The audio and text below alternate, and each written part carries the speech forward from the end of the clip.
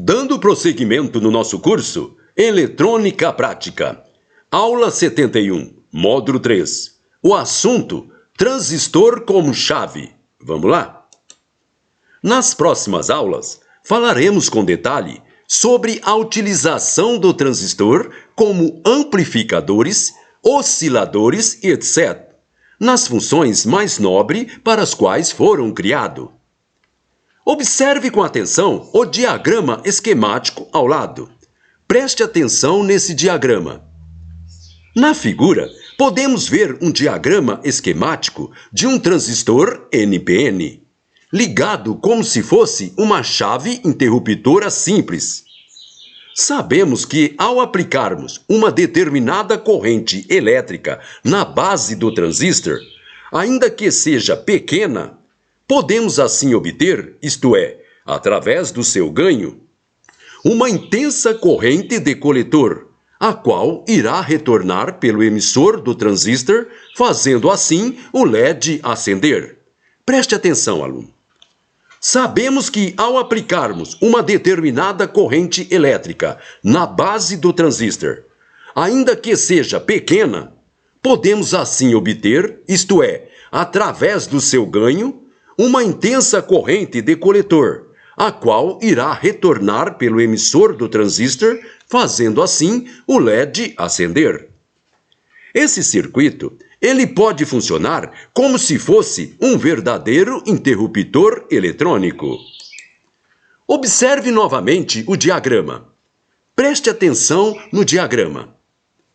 Observe que se fizermos contato no ponto X com o positivo da alimentação, isto é, o coletor do transistor, o conjunto agirá como se fosse uma chave fechada, isto é, ligada.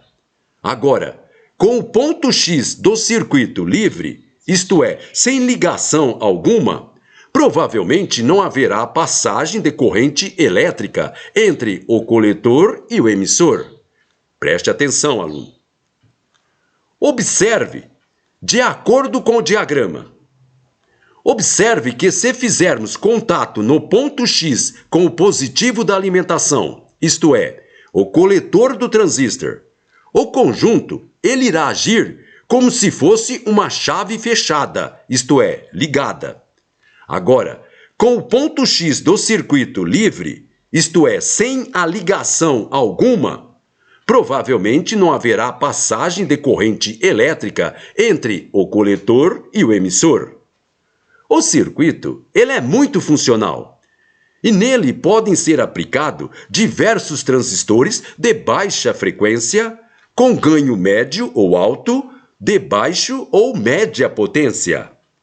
Chama a atenção dos nossos alunos em relação aos limites, pois a tensão geral da alimentação, ela deve ficar entre 3 e 15 volts, sobre a qual a corrente de base, ela deve estar entre menos de 1 mA a cerca de 3 mA, que poderão transitar através do resistor de base, o RB, de 100 ohms. E a máxima corrente que o circuito pode manejar deve situar-se em torno da metade do parâmetro IC, que é a corrente de coletor do próprio transistor utilizado. Preste atenção.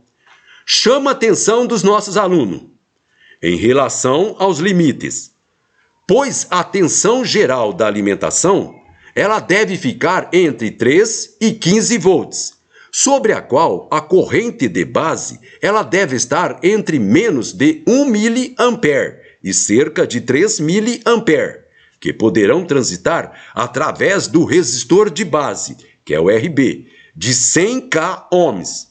E a máxima corrente que o circuito pode manejar, ela deve situar-se em torno da metade do parâmetro IC, que é a corrente de coletor do próprio transistor utilizado. O aluno poderá notar que a aplicação desse diagrama é a forma mais simples de amplificação do tipo tudo ou nada. Ou seja, quando o transistor está em corte, nenhuma corrente de coletor pode ser obtida. Agora, estando este em saturação, haverá máxima corrente de coletor recolhido no emissor, quando o ponto X estiver positivamente polarizado. Preste atenção. O aluno poderá notar que a aplicação desse diagrama é a forma mais simples de amplificação, do tipo tudo ou nada. Ou seja, quando o transistor está em corte, nenhuma corrente de coletor pode ser obtida. Agora, estando este em saturação, haverá máxima corrente de coletor recolhida no emissor, quando o ponto X estiver positivamente polarizado. Em futuras explicações, veremos que entre a saturação e o corte, podemos polarizar um transistor na chamada curva ou ponto de amplificação linear, condições em que passamos a obter a real proporcionalidade entre a corrente de coletor e da base. Muito bem, pessoal. Com isso terminamos esta nossa aula. Então, até a próxima.